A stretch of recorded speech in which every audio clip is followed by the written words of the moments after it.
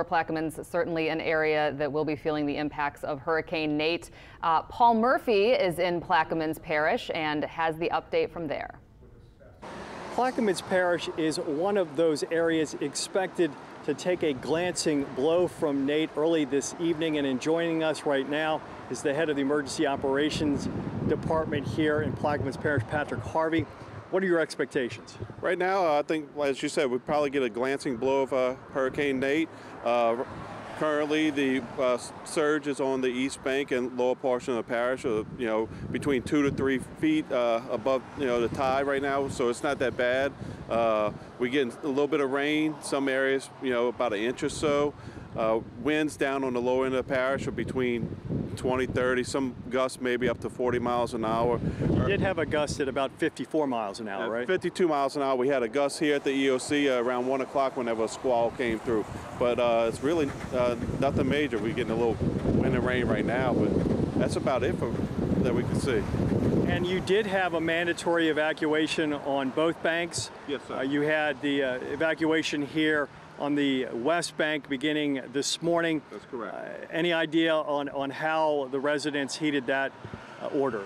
Currently in our shelter, we accepted between 230, 240 people in the shelter at the Belle Chase Auditorium. They had to overflow into the Belle Chase High School gymnasium. We have the Belle Chase YMCA on standby in case we had to open up that shelter. We got a capacity of 275, but as of right now, I don't think we'll reach that. I think our residents, either they evacuated or quite a few are probably sheltering in place down on the lower end and on the east bank of the parish. And in some of those areas that are prone to flooding during these types of weather events, how are they doing? We're talking about Myrtle Grove, Buras, Venice. They're doing fine right now. There's no water in the Myrtle Grove area. We spoke to a resident in the Happy Jack area, and right now they're sitting on their dock watching the LSU football game, and the water hasn't risen much there in Happy Jack. The Empire floodgate, we checked with the flood master, and the range is right over 2 feet at the floodgate right now. But as we've learned in the past with these storms, is things can change on a dime. Things can get really bad really fast, correct? That's correct, and we monitor the situation and we're hoping for the best, and I think we'll be okay with this.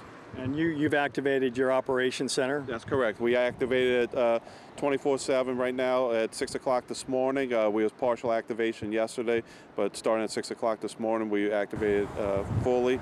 And we received some phone calls early this morning for people needing transportation to the shelter, and we received, got other calls and stuff, but we're doing okay. And so what are you telling your residents tonight?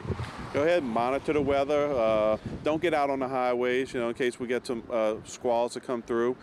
Just be prepared. There's possibly you'll be losing electricity sometime this evening with the winds and everything. So just keep in touch with us and the weather, and stay safe. Thank you very much, Patrick Harvey, the head of emergency preparedness here in Plaquemines Parish.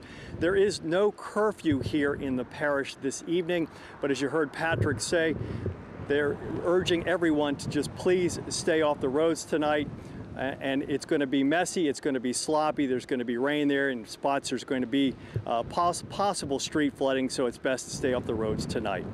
In Belle Chase, Paul Murphy, Eyewitness News.